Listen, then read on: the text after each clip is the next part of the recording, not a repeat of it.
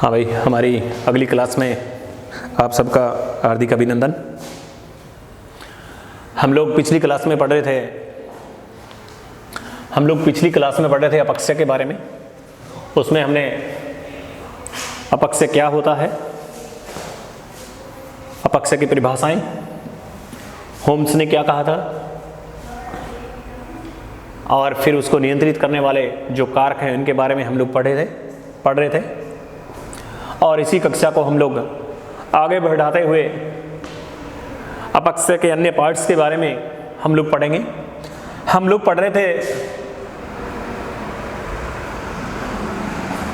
अपक्षय को नियंत्रित या प्रभावित करने वाले कारक, और उसमें जलवायु की भिन्नता, फिर वनस्पति के प्रभाव, इनके बारे में पढ़ रहे थे।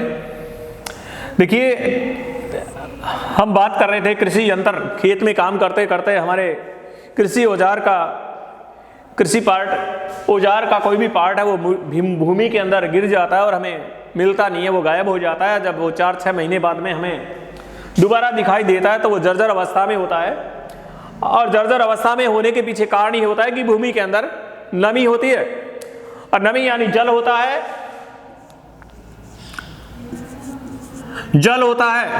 और जल उसके साथ जब रासायनिक अभिक्रिया करता है, अब इस क्रिया के कारण की अभिक्रिया को ऑक्सीकरण कहते हैं।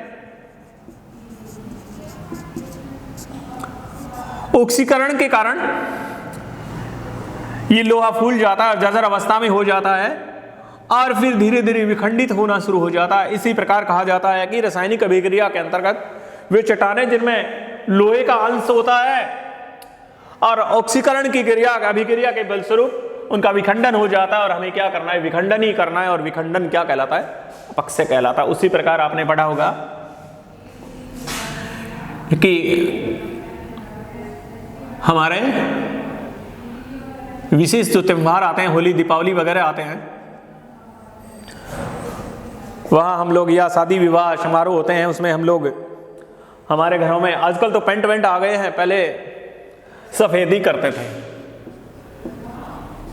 क्या करते थे? सफेदी करते थे। और सफेदी का बैग आता था, एक थैला आता था, उस थैले के अंदर सफेदी जो आती थी उसमें बड़े बड़े क्या आते थे, भाटे आते थे। और बड़े बड़े भाटों को हम लोग क्या करते थे,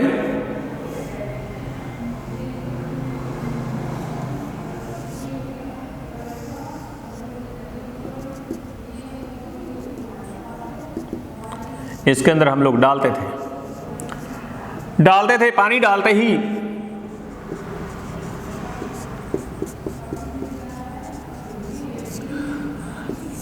ही रासायनिक अभिक्रिया शुरू होती है।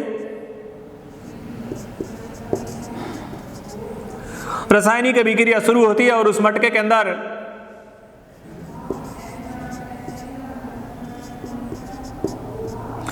रासायनिक अभिक्रिया शुरू होती है और उस मटके के अंदर मटके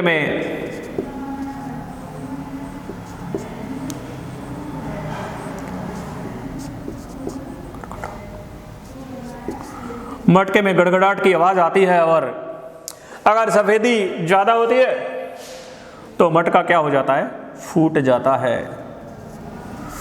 जाता है। किसकी वजह से? और ये जो भाटे हैं ये विखंडित हो जाते हैं। इस प्रकार की जो क्रिया होती है उसको भी हम लोग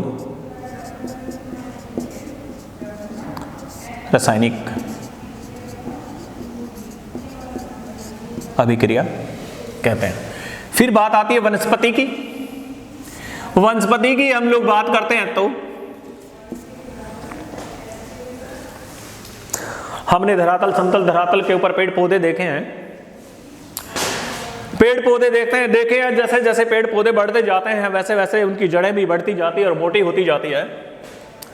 और मोटी होने के कारण चट्टानों की जो संधियां हैं, उन संधियों के अंदर वो जड़ें प्रवेश कर जाती है, और प्रवेश करने के थोड़े दिन बाद है वो मोटी होती जाती है। तो चट्टानों की दरारों के ऊपर, उन संधियों के ऊपर दबाव लगता है, और दबाव लगते ही वो चट्टानें टूट जाती है, बिखर जाती है। और उस बिखरने की क्रिया को ये क्या कहा गया, अपक्षय कहा गया। आपने देखा होगा कि पुराने जमाने में पुराने जमाने में गांव में पेयजल का स्रोत है वो कुआं होता था। गांव में पेयजल का स्रोत है वो कुआं होता था और कुएं के सहारे छोटी छोटी टंकियां बनी होती थी और वहां एक पीपल का पेड़ उसके पास में होता था और उसकी जड़ें हैं वो ऐसे फैल जाती थी और इसको तोड़ देती थी। इस प्रकार का ये जो विखंडन होता है, इस प्रकार का जो चट्टानों का विखंडन होता है,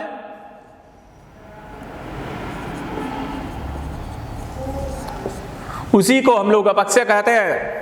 दूसरे प्रकार से जितने भी चरागाह हैं, चरागाह में पशु चारण होता है और पशुओं के जो पैर हैं वो नुकीले होते हैं और उनके खुरों के द्वारा मिट्टी का कटाव होता जाता है।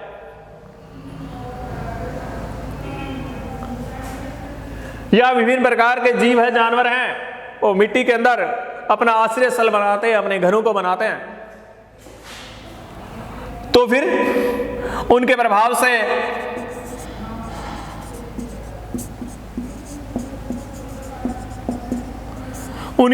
से चट्टानें विखंडित हो जाती है। हमें क्या करना है? विखंडित चट्टानों को विखंडित ही करना है, चट्टानों को हमें तोड़ना है और उस तोड़ने की प्रक्रिया को ही अपक्षय कहा गया है। तो ये सारी बातें उसको अपक्षय को नियंत्रित करती है।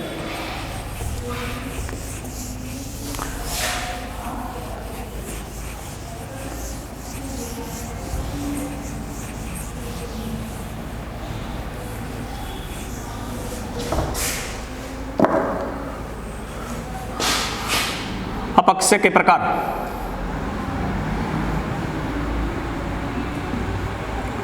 अपक्षय के प्रकार। अपक्षय है वो 3 प्रकार का होता है। पहला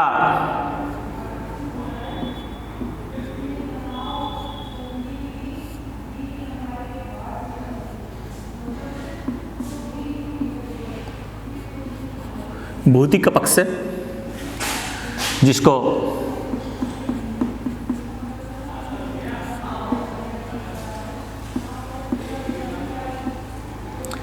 यांत्रिक अपक्षय कहते हैं। दूसरा है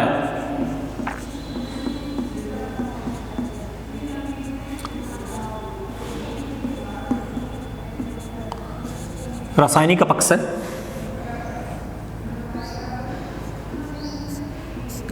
और तीसरा है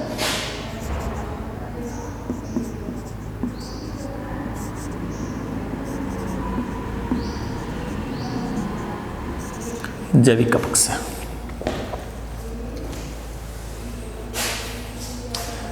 भौतिक अपक्षय, रासायनिक अपक्षय और जैविक अपक्षय 3 प्रकार से चट्टानों का क्या होता है? 3 प्रकार से चट्टानों का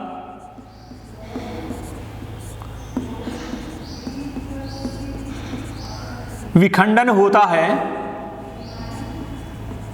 और इसी विखंडन को अपक्षय कहा जाता है और यही अपक्षय के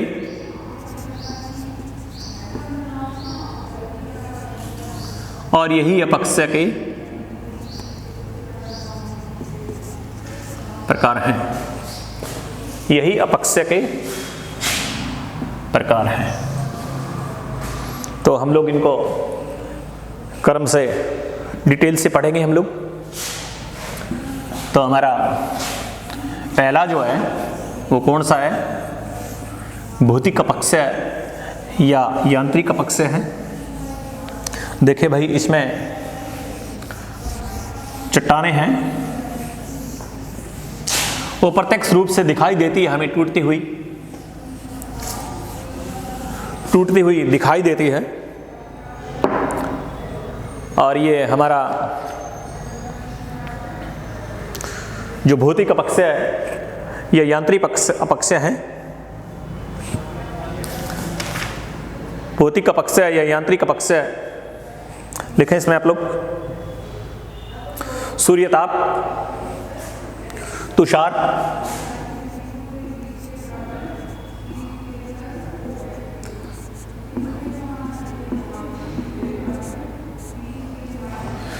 सूर्य ताप, तुषार तथा वायु द्वारा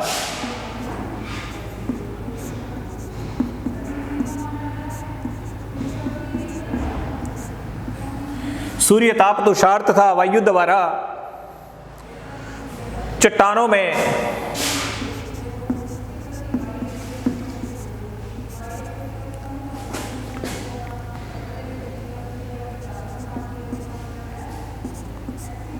होने वाली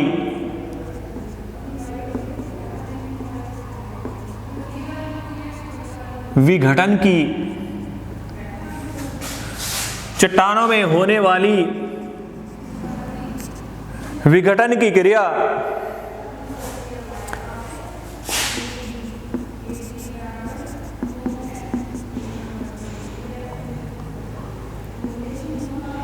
विघटन की क्रिया को यांत्रिक अपक्षय कहते हैं।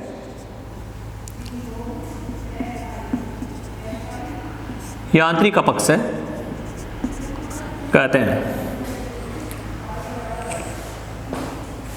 सूर्य ताप, तुषार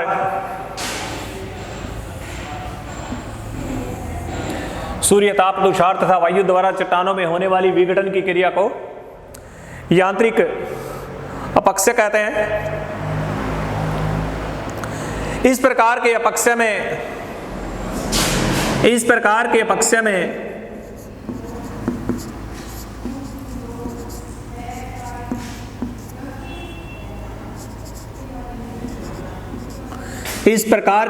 में ताप का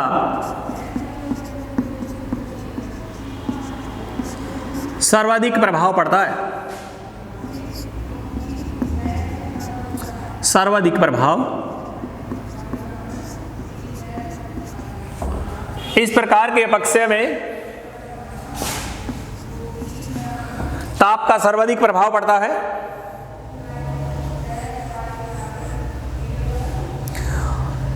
इसके अंतर्गत दाब मुक्ति,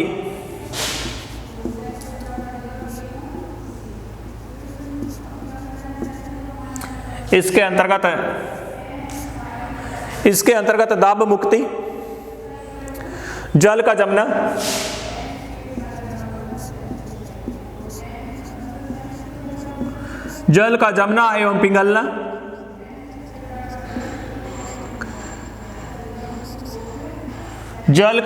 एवं पिघलना, तथा गुरुत्व का भी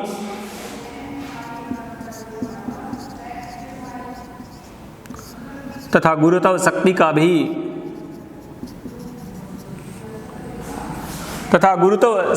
भी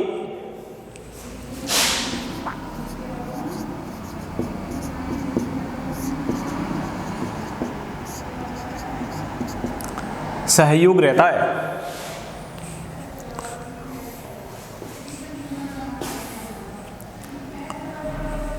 क्या लिखा है? सूर्य ताप, तुषार तथा वायु द्वारा चट्टानों में होने वाली विघटन की क्रिया को यांत्रिक अपक्षय कहते हैं। इस प्रकार के अपक्षय में ताप का सर्वाधिक प्रभाव पड़ता है। दाब मुक्ति, जल का जमना, पिघलना तथा गुरुत्व शक्ति का भी सहयोग रहता है। तो इस प्रकार का जो अपक्षय है उसको भौतिक अपक्षय या यांत्रिक अपक्षय कहते हैं। अब यांत्रिक अपक्षय या भौतिक अपक्षय ये भी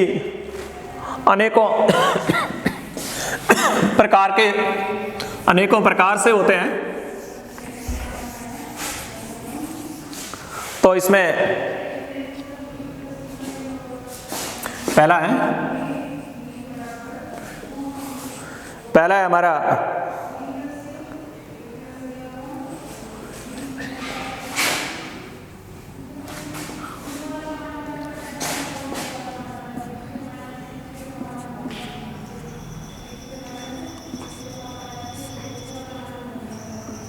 निम्न रूपों में होता है। निम्न रूपों में होता है। पहला है हमारा ताप के कारण चट्टानों का बड़े बड़े टुकड़ों में विघटन।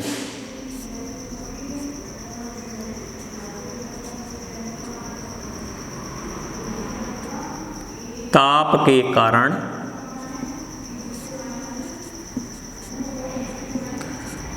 चट्टानों का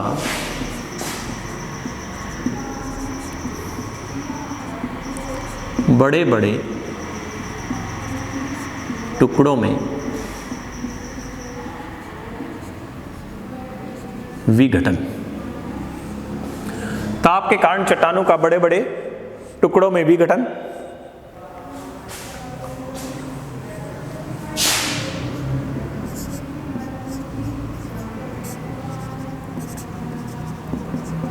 ताप के कारण चट्टानों में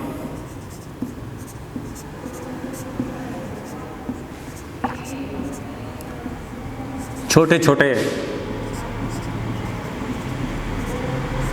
टुकड़ों में विघटन। छोटे छोटे टुकड़ों में विघटन वर्षा के जल के द्वारा। तीसरा है वर्षा के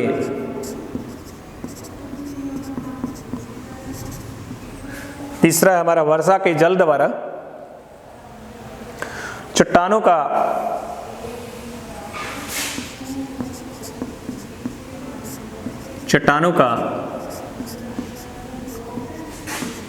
टूटकर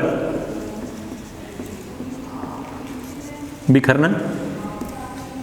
वर्षा के जल के द्वारा चट्टानों का टूटकर बिखरना।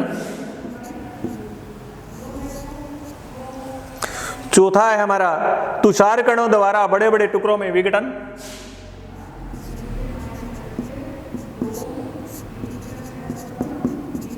तुषार कणों द्वारा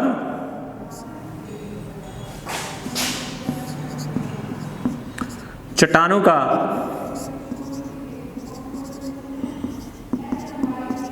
बड़े बड़े टुकड़ों में विघटन।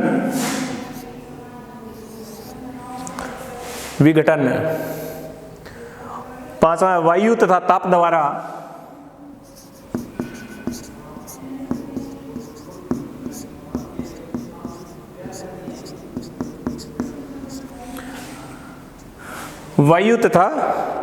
ताप द्वारा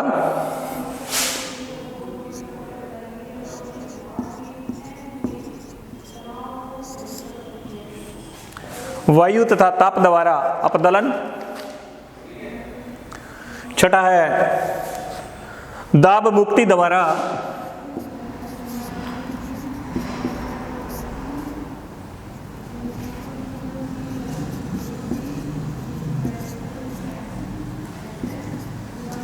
दाब मुक्ति द्वारा विघटन तथा अपदलन। विघटन तथा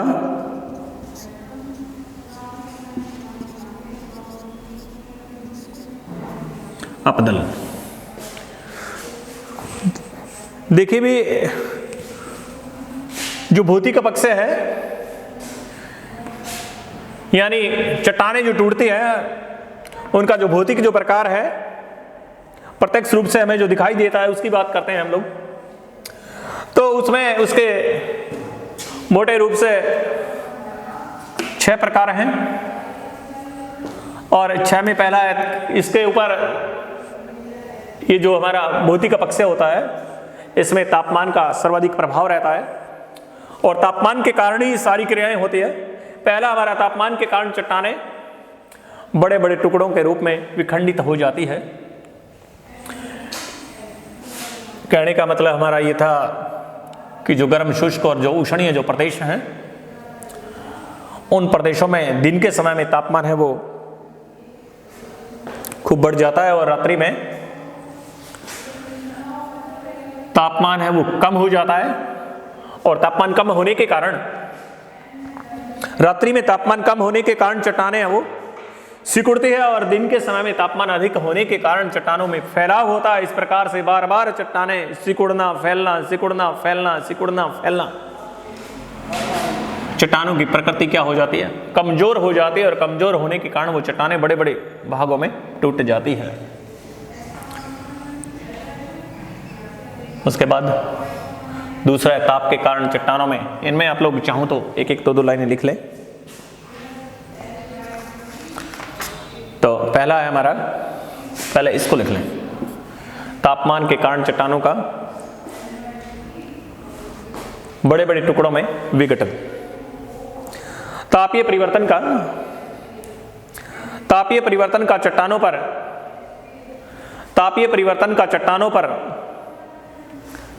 अत्यधिक प्रभाव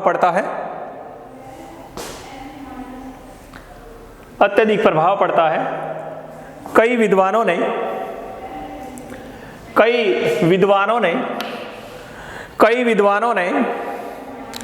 चट्टानों की कई ऐसी किस्मों का पता लगाया है जिन पर तापीय परिवर्तन का प्रभाव नहीं होता। चट्टान चूर्ण से निर्मित तथा बालू का पत्थर पर तापीय प्रभाव नाम मात्र का होता है, अर्थात नगण्य होता है, कोई प्रभाव पड़ता ही नहीं है टेम्परेचर का।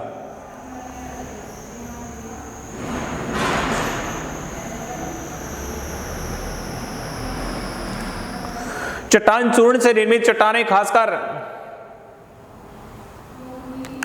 बालू का पत्थर पर तापीय अंतर का प्रभाव नगण्य रहता है। इनमें चट्टानों के कण एक दूसरे से अम्लीय अथवा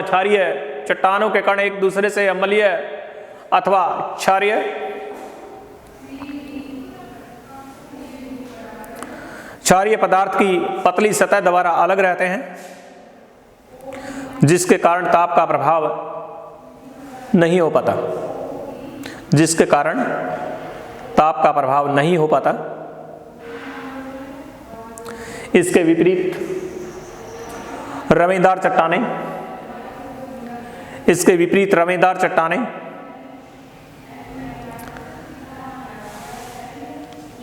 चट्टानों में विभिन्न कण एक दूसरे से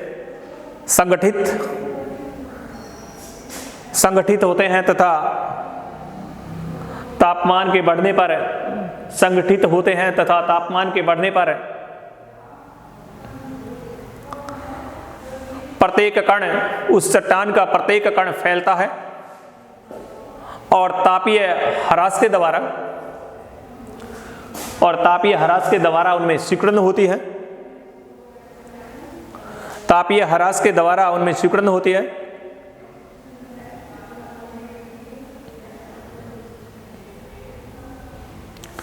तो इस प्रकार से ये चट्टानें हैं वो विखंडित होती रहती है। दूसरी तरफ दूसरा एक उदाहरण और सुनिए। तापीय परिवर्तन द्वारा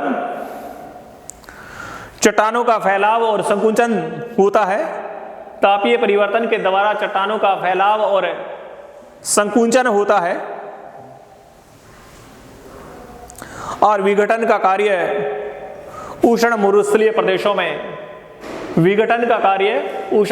प्रदेशों में अधिक होता है।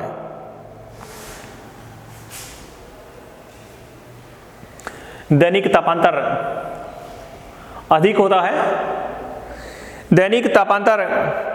होता है जिसके कारण चट्टानों का खुला भाग यानी बिना आवरण वाला जो भाग है वो दिन के समय में तापमान के अधिक होने के कारण अत्यधिक तप्त हो जाता है, गर्म हो जाता है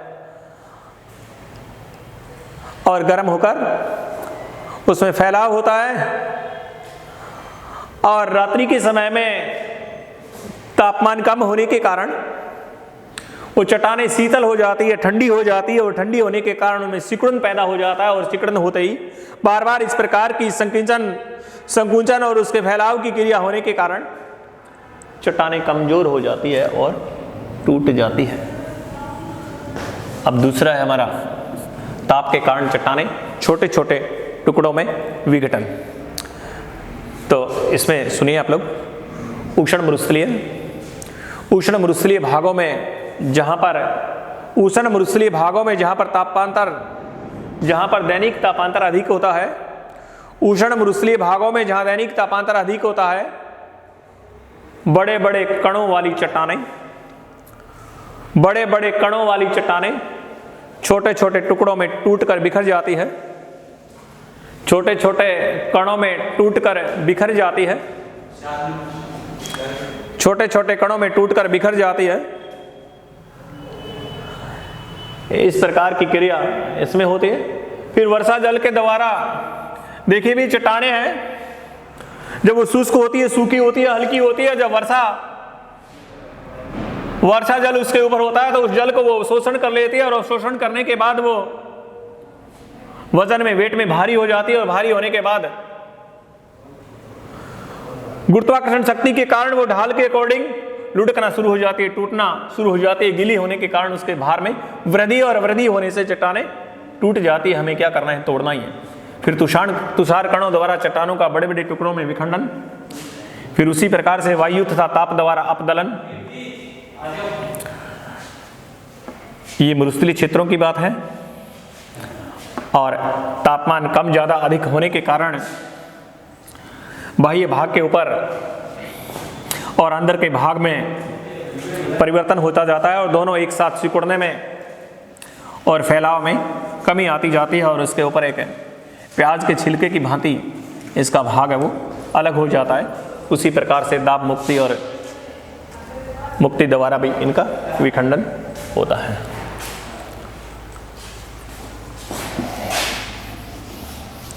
अब दूसरे वाला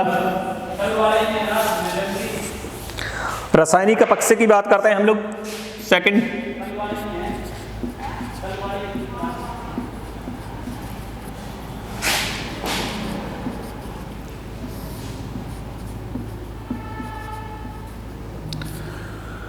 रासायनिक पक्ष विभिन्न रसायनों के द्वारा या विभिन्न रासायनिक अभिक्रियाओं के द्वारा जब चट्टानें विखंडित होती है, टूटती है, तो उस प्रकार की अभिक्रिया को रासायनिक अपक्षय हम लोग कहते हैं। इसमें सबसे पहले ऑक्सीडेशन की क्रिया होती है।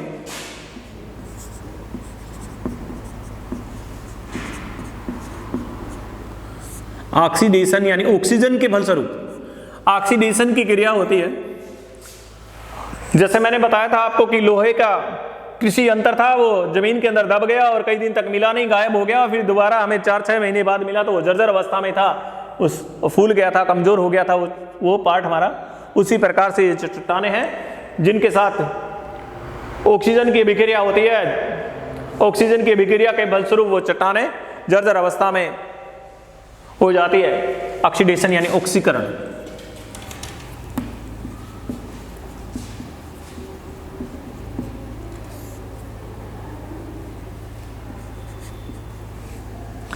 दूसरी है हमारी कार्बोनेशन।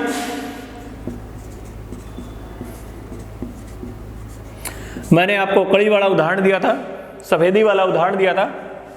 कार्बोनेशन रासायनिक अभिक्रिया जिसमें कार्बन के तत्व होते हैं, कार्बन का अंश होता है, और कार्बनीकरण की क्रिया के द्वारा चट्टानें विखंडित हो जाती है। उसके बाद हाइड्रोजन, जल योजन।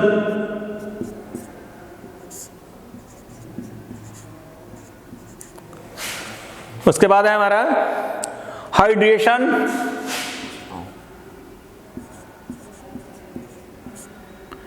या जल योजन, जल के साथ जो अभिक्रिया होती है उसकी बात करते हैं। और चौथा है हमारा सिलिका का पृथक्करण।